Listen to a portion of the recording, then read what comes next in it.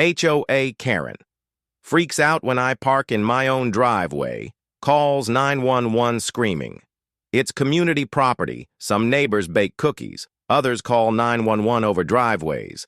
I thought I had peace when I bought this house. Until Karen showed up. Rule book in hand, fury in her eyes, and a personal vendetta against my Jeep. This is the story of how my driveway became ground zero in a suburban war, and it all started with a spilled coffee. Part 1. The coffee spill heard round the cul-de-sac. Call 911. He's trespassing on community property. That shriek, that banshee-level wail, was the first thing I heard that morning, and it startled me so bad I spilled scalding coffee all over my shorts. I lunged for the window, heart racing, thinking maybe a robbery was in progress or a house was on fire. Instead, there she was, Karen, foaming at the mouth like she just caught me stealing state secrets, and pointing a trembling finger straight at my Jeep, my black Jeep, parked neatly in my own driveway. She was flailing her phone in the air like it was a sword of justice, snapping blurry photos like a deranged paparazzi. Her eyes were wild, like she had just seen Lucifer himself behind the wheel of my vehicle. I stood there, stunned, unsure if I had accidentally sleepwalked into a parallel universe. Sunday morning peace? Dead. Murdered. And the weapon was named Karen. I stepped outside slowly, still in a damp pajama shirt, coffee-stained shorts, and pure disbelief. Karen, I started, hoping maybe she was joking, or at least done yelling. She spun around like a malfunctioning wind-up toy and barked, "That vehicle is in violation of HOA rules. This is community property. You're blocking visual harmony." I blinked. Hard. Trying to make sense of those words. "Karen, it's my driveway. I bought this house 2 years ago." But she was already on the phone, pacing in aggressive little circles like she was guarding nuclear launch codes. "Yes, 911. There's an aggressive male, trespassing on HOA-regulated space. He has a military-style vehicle and looks confrontational." I looked down at myself, coffee mug in hand, shirt that said "World's Laziest Neighbor." If this was a confrontation, it was the chillest one in suburban history. But within minutes, sirens. 2 officers pulled up fast, probably expecting a hostage situation. They stepped out of the cruiser, looked at Karen, then at the parked car, then at me, still holding my coffee. I swear, I saw their souls deflate a little. Karen ran at them like a prosecutor in a Netflix docuseries. She slapped them with crumpled papers, ancient HOA documents that looked like they were printed during the Clinton administration. "He's disrupting neighborhood ambiance. That Jeep is emotionally violent. It's too militaristic." One officer nodded slowly, then turned to me. "Sir, is this your vehicle? And do you live here?" "Yes and yes," I replied, sipping calmly. The second officer sighed like he'd been through this before. Karen wasn't done. "You have to cite him. He's violating Article 7, Section 9.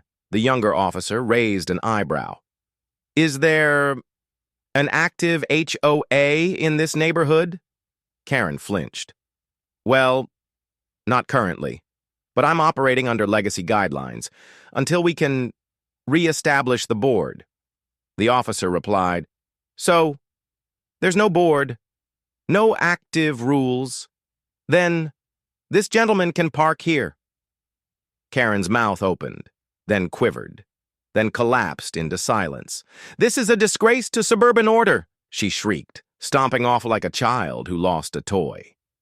The officers left, shaking their heads. But Karen? She was just getting warmed up. That evening, when I returned from the store, I found a letter taped to my windshield. decorated with pixelated gavels and hazard clip art. "You have violated visual consistency laws," it read. "A fine of $75 is due immediately to the community fund." Signed, Karen, acting HOA president temporarily reinstated, in spiritual capacity. I laughed so hard I nearly dropped my frozen waffles, but I had no idea. That was just the beginning. Part 2. Karen's clipboards and the chicken coop reveal. The next few days were a bizarre spiral into HOA-themed madness. Every morning at exactly 8 a.m., Karen would appear outside with a clipboard in hand, marching up and down the sidewalk like she was auditioning for Neighborhood Watch the Musical. She took pictures of my Jeep like it was a crime scene. Not one, not two. But from every angle, top down, wide shot, even zoomed in on the license plate like she was building a court case against me for parking on my own land. She even flagged down my Amazon delivery guy and told him he was breaking federal code by parking in her easement zone. When my buddy Eric came over, she demanded his vehicle registration. Eric, who has the patience of a monk and the sass of a stand-up comic, looked her dead in the eye and said, "You want a retina scan too? Or just a drop of blood?" That's when I realized this wasn't going to go away on its own. So that night, I went full research mode. I logged into the county's public records portal, dug up every document tied to our subdivision, easements, zoning maps, past HOA filings, and that's when I found it. The HOA dissolved, dead and buried, 3.5 years ago. Turns out, there was a lawsuit over a falling elm tree that crushed a trampoline, and the entire HOA collapsed shortly after. No board, no rules, no elections. Karen had been enforcing imaginary laws from a defunct regime, operating on pure delusion and nostalgia. And just when I thought that revelation was juicy enough, I found something even better. According to official survey maps, Karen's beloved backyard shed, a hideous canary yellow monstrosity shaped like a chicken coop and covered in plastic flamingos, was technically trespassing. 4 whole feet onto my property. I leaned back, let out a long, satisfied exhale, and whispered, "Oh, Karen, you just stepped on the wrong driveway." I saved the screenshot, named the file karma.pdf, and went to bed grinning like I'd won the lottery. The next morning, I watched from my porch as Karen strutted up with another notice and slapped it on my windshield. Something about visual pollution violations and vehicular disharmony. I didn't say a word, I just smiled, waved, and walked back inside. Because now I had something better than comebacks. I had proof. I had receipts, and I had a 4-foot revenge buffer. Karen had declared war, but she had no idea. I'd just built my first missile. Part 3. The Scarecrow Vice President and the Fake HOA Coup. With my file karma.pdf tucked safely in the cloud, I started treating my home like a spy base, every morning like clockwork. Karen emerged, clipboard in one hand, Yorkie in a stroller, and a pair of oversized sunglasses that made her look like an HOA-themed FBI agent. She paraded around the cul-de-sac, scribbling infractions in angry cursive, documenting things like slightly tilted trash cans, mismatched curtains, or holiday lights left up one day too long. It would have been hilarious if she wasn't dead serious. Worse, some neighbors actually believed her. I kid you not. A few elderly residents had been giving her $50 a year in maintenance dues for a homeowners association that no longer existed, and she kept receipts, literal carbon copies, tacked onto a wooden board in front of her lawn labeled Community Compliance Center. That's when I knew. This wasn't just HOA cosplay anymore. Karen had gone full suburban dictator. So I decided to test the waters. She was hosting a compliance meeting that Saturday under a pop-up tent next to her mailbox. I showed up with popcorn. She sat at a folding table, bell in the center, and an agenda printed in Comic Sans. I asked her who else was on the board. She pointed, dead serious, at a scarecrow in a suit and tie perched in her front yard. "That's Mr. Harrison," she said, "acting vice president." I laughed. Thought she was joking. She wasn't. When I chuckled, she narrowed her eyes and snapped, "You're disrupting civic harmony." Then she wrote my name on her clipboard like I'd just committed emotional arson. That night, I uploaded a short video of the meeting to our neighborhood Facebook group. No captions, no context.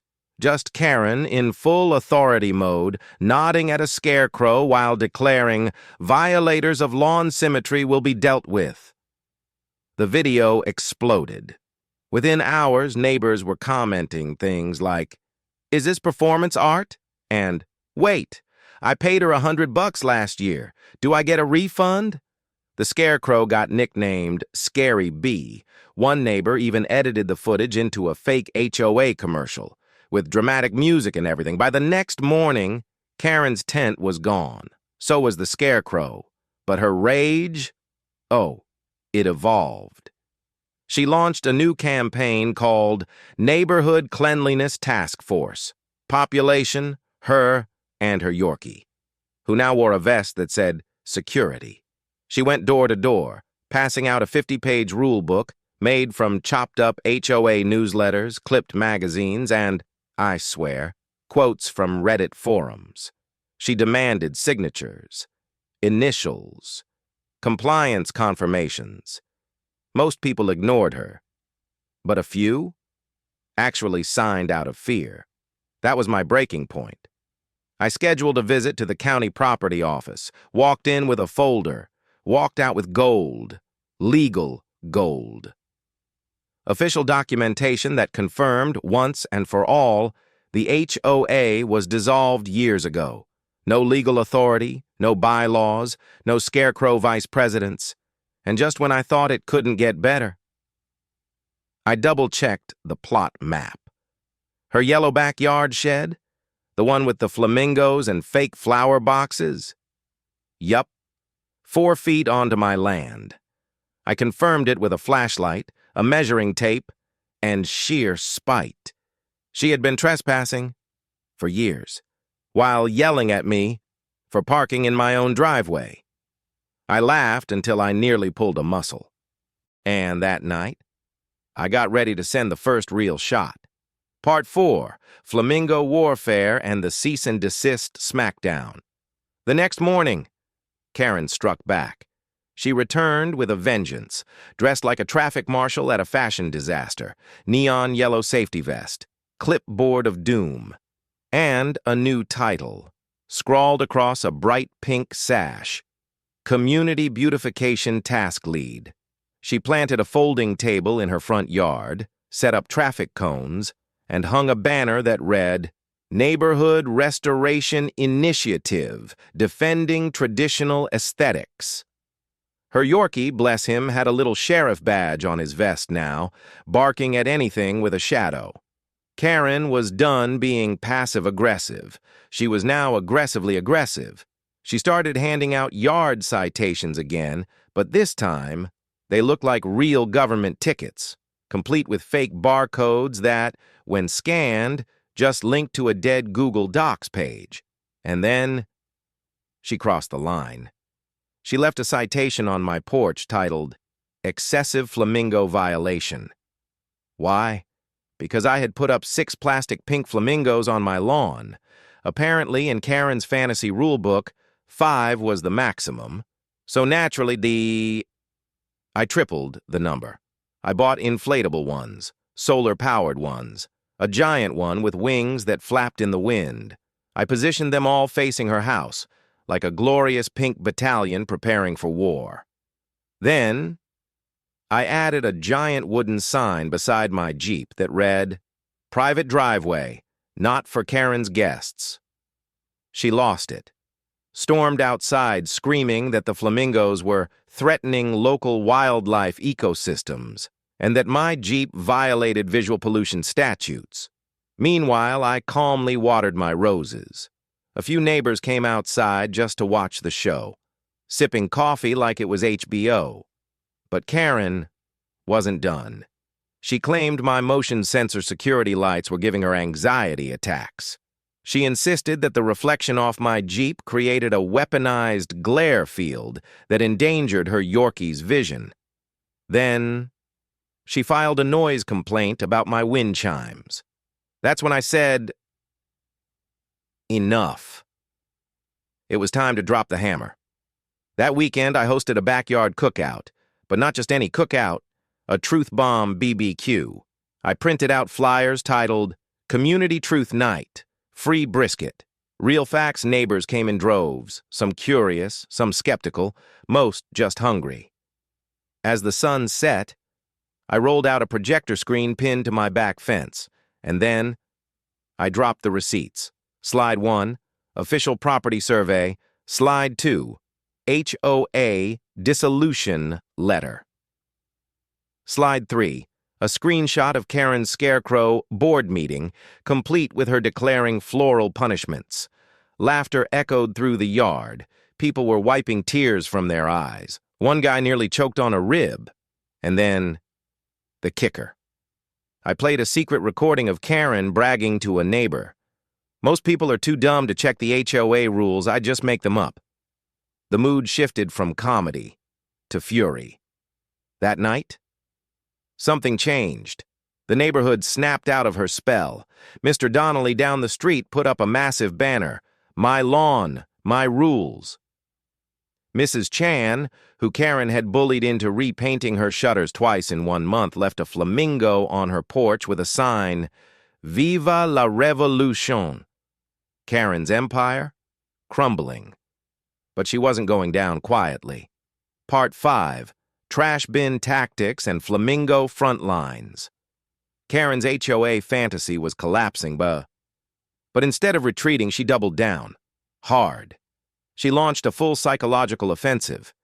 Every morning, she strutted past my house with binoculars in hand, loudly narrating my infractions like some live suburban performance art. Oh dear, she'd sigh loud enough for everyone to hear. Looks like someone's grass is 0.2 inches too tall. What a tragedy. Such a lovely home, ruined by vehicular vulgarity. I ignored her. So did the neighbors. But the straw that broke the flamingo's back came on trash day.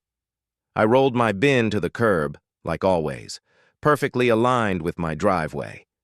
Minutes later, I heard it. That high-pitched Yorkie bark, followed by a scream that rattled windows. This is an illegal waste barrier! I looked outside, and there she was, Karen, dragging her own garbage bin into the middle of the street, planting it there like she was defending the last hill of a fallen empire. She stood with arms outstretched, screaming about navigational rhythm and refuse aesthetics. I'm not kidding. She claimed my trash can was disrupting the symmetric harmony of waste disposal. Neighbors peeked out from behind blinds like they were watching a live soap opera. Some filmed. One kid started selling popcorn. Karen whipped out a laminated ordinance, probably printed from a blog she wrote, and demanded I move my bin 3 feet to the left. Instead, I stepped outside, holding a banana peel, and calmly asked, "Need help moving yours?" She spun on her heel, pointed a shaking finger at me, and screamed, "The law is coming for you!" And it did, but not the way she hoped. A police cruiser rolled up, same officer who dealt with her first Jeep incident.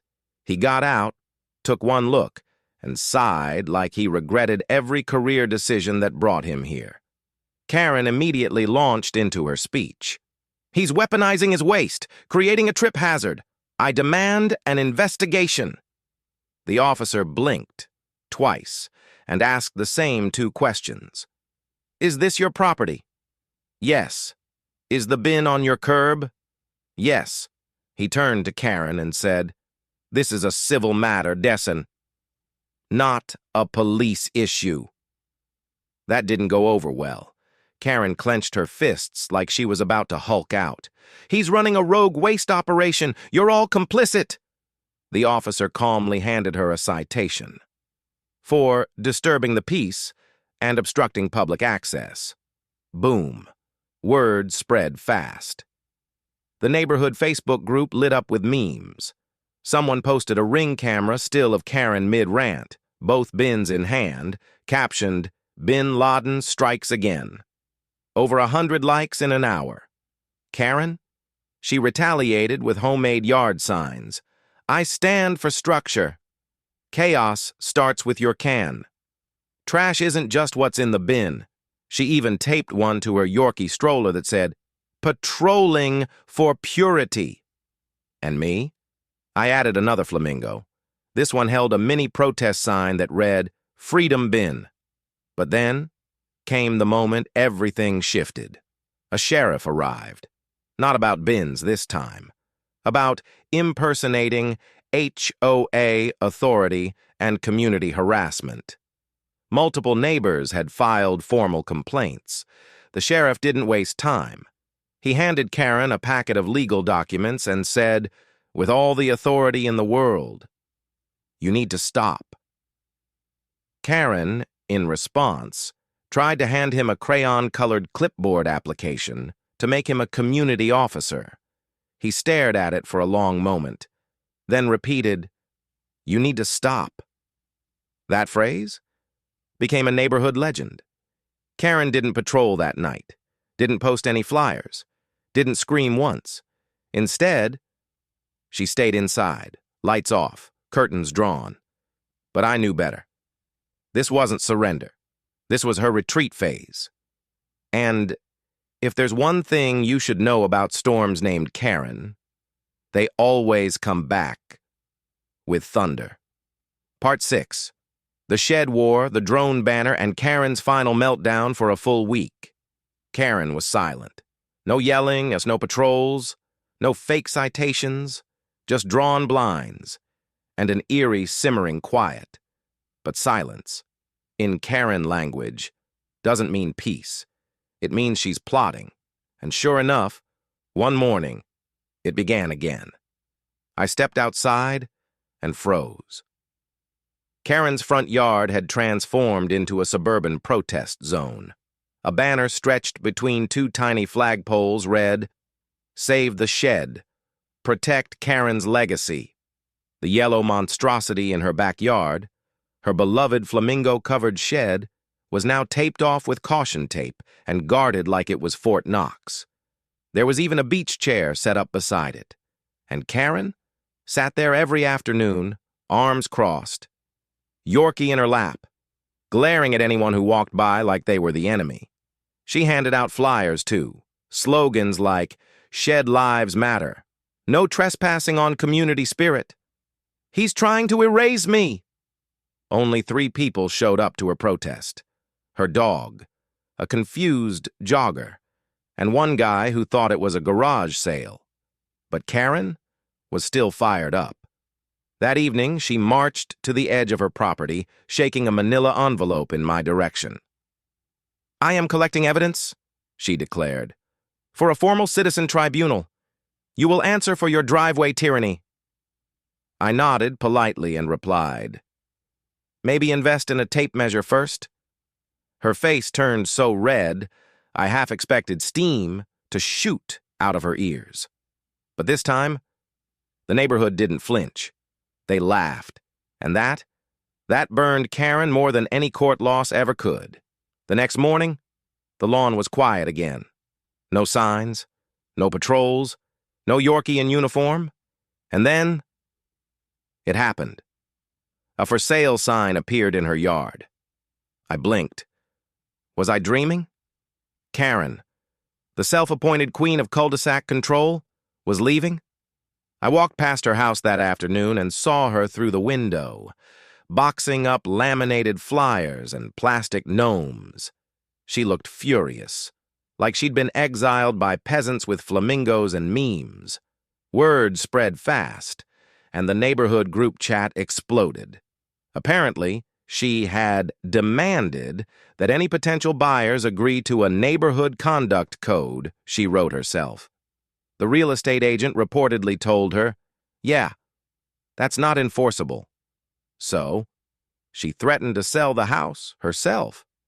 But no one took her seriously anymore. Then came the open house. I couldn't resist.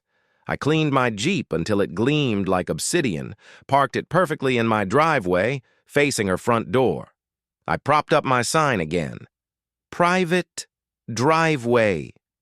Not for Karen's guests.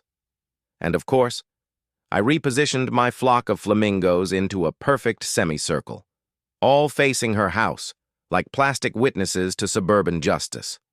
Potential buyers arrived, and the questions started. Wait, is she the woman from the viral HOA video? Does she really have a shed on someone else's land? Did she seriously find someone for having blue hydrangeas? I didn't even have to answer. The neighbors took care of it. Karen's smile cracked like a windshield under pressure. And by the end of the day, the open house was a disaster. Buyers left whispering, laughing, shaking their heads, and Karen was seething. So, that night, I prepared one final gift. I went on Amazon and ordered a custom banner. The next morning, as her moving truck rolled into the cul-de-sac, I launched my drone.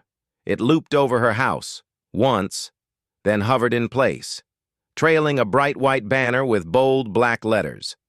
Driveway wins. HOA Karen loses. The neighborhood erupted. Laughter spilled out from porches. Even the mailman clapped.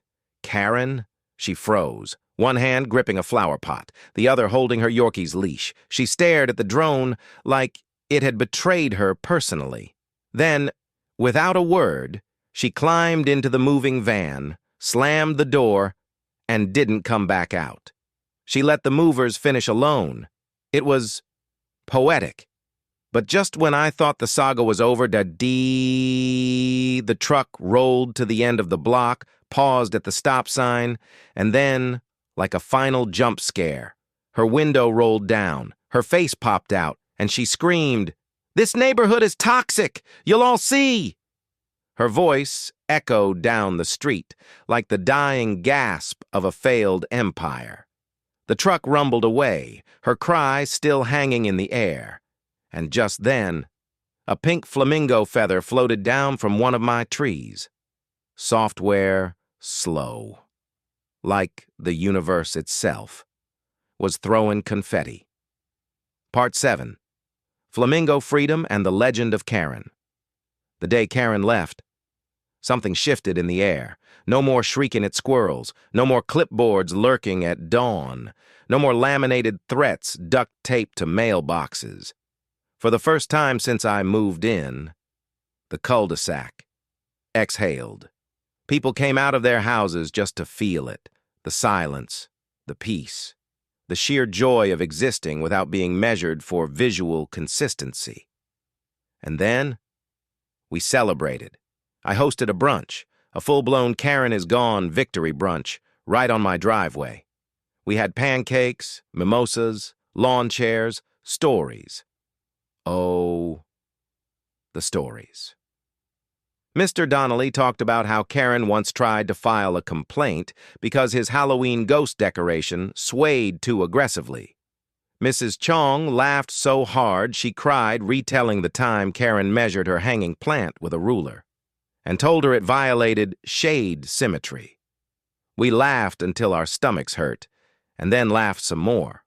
One neighbor, a quiet guy named Rick, showed up in a T-shirt that said, "We survived HOA Karen." On the back, a driveway, and a single, majestic flamingo. I nearly lost it. The best surprise came a week later. Inside my mailbox was a plain envelope, No name, no return address. Inside, a single sheet of paper.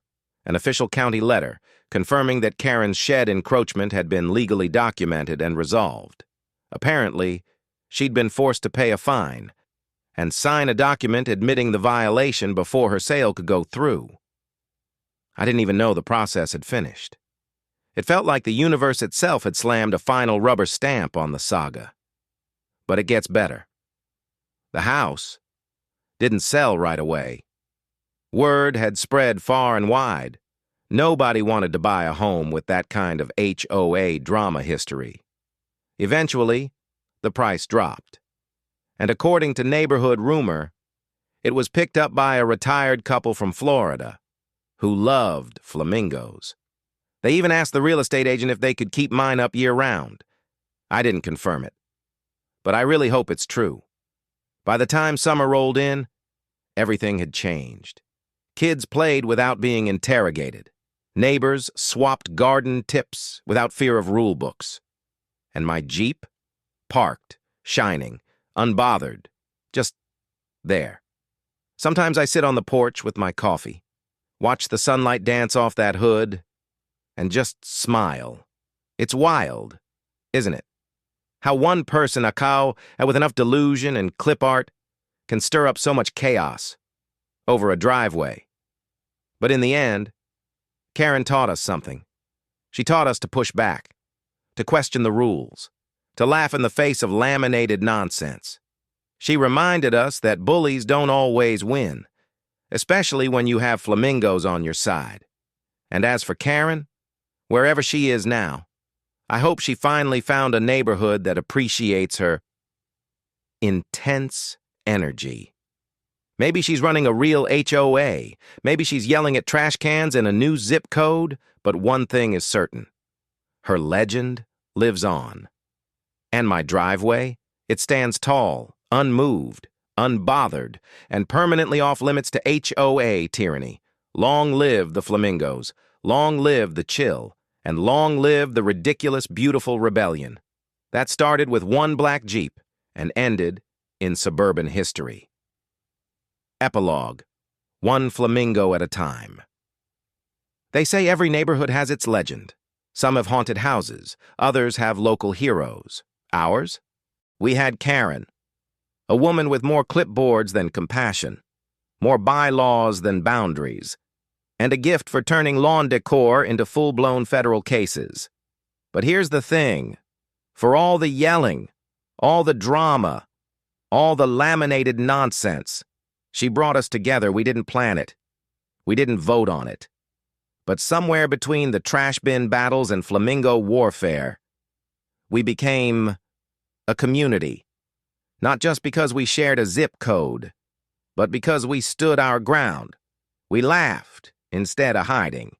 We chose floaties over fear, sarcasm over submission, and that changed everything.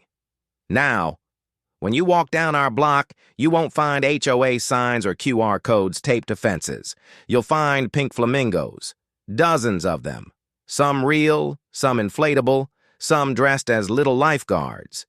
Because here, freedom floats, and if one day some clipboard crusader tries to rise again, we'll be ready, with coffee, with community, and maybe just maybe, a flamingo army that's doubled in size, because peace isn't just the absence of conflict. Sometimes it's the victory dance that comes after. So to Karen, wherever you are, thank you. Not for the fines, not for the fake tribunals, but for reminding us that even in suburbia, legends aren't made in courtrooms. They're made in driveways. One cannonball, one lawn flamingo, one stubborn, ridiculous moment at a time. Long live the chill, long live the Jeep, and long live the neighborhood that chose to splash back. If you've ever dealt with an HOA Karen, drop a flamingo emoji in the comments. And remember, peace is earned, one stubborn driveway at a time. See you in the splash zone.